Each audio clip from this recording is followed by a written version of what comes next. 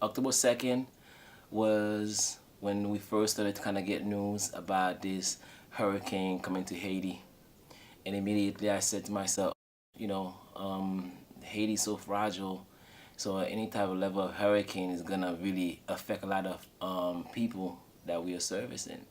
And immediately I sent an email to my board leadership and letting them know something is coming down. We should kind of have an idea like what we may want to do is, things kind of get too worse. And we follow October 3rd, it's really coming. And by October 4th, it really happened. So that Tuesday, we woke up and we were getting news that Haiti been hit with a hurricane category 4. And we knew that Fonfred in the south, Lekai, was severely devastated. So I immediately put out an SOS to my board leadership, and we also have a change maker group that Capracare uses on Facebook. I put that same message out there to our greater supporters. So folks who are volunteering, folks who are donating, our board leaders, and said, our team has been hit and our community that we serve in Haiti is really devastated, where we have a population of 20,000 men, women, and children who are in great needs, with over 2,000 households, with either completely devastated with damage, left roofless, or completely no longer existed. And we said then we had to do something immediately.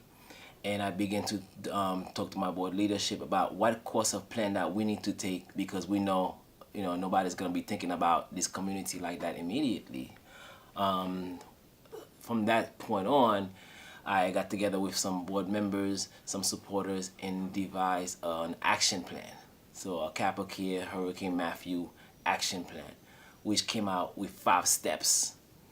First step was to do something to respond by providing some of the basic needs, things like food, which was a primary for the folks. The second point was, okay, what happens then after the food phase, the survival phase, the basic needs phase? Well, it will be the mental health. So we basically incorporate what we've already been doing as an organization since 2009 to what the disaster was. So our plan was short-term relief, but also aligned with our mission as well as our long-term goals. So first point was basic needs and survival. Second point was mental health.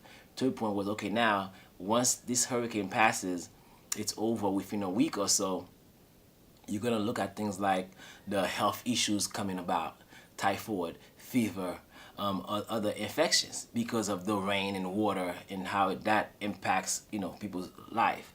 So medical services would also be, but prevention, things like mosquito-borne illnesses, waterborne illnesses, folks are going to really be impacted by those things. So that became our 4th point, prevention education. And the 5th point was something that we did not anticipate prior to the hurricane, because now our office was also impacted. Some of our walls were fell down. This area that we do prevention education and skits, awareness, events for our community, but for our organization, was completely devastated. So that no longer existed. It collapsed, it broke down completely. And then folks who were homeless, with their houses were destroyed completely or their roofs completely toppled or came off, had no place to sleep. And it was still raining. So immediately our managers and our staff on the ground opened up our doors to let folks come in and sleep at our offices. Now this is a small little humble office space in Haiti. This was a house that we actually rented, and we used that. We turned it into an office space. 5 rooms is where we took in by 33 families.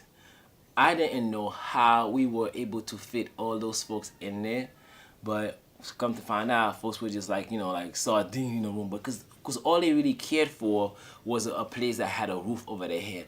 So we opened our doors. We moved all our furnitures and all our supplies into other rooms and kind of squeezed them in there, and we said, hey, come in. However that you feel, like we had chairs, we had benches, we had the floors, we had tables.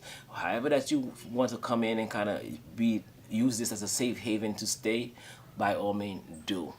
So that became our 5th point. Then we say, you know what? We need to build a facility that can accommodate folks when they have urgencies like this, where they need a place to use as a shelter.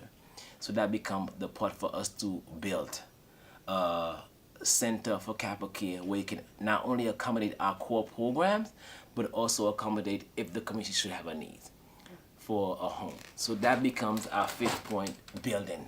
So our 5 points become basic survival, mental health, health services, prevention, education, and also rebuilding. So that becomes Capracare's Hurricane Matthew action plan.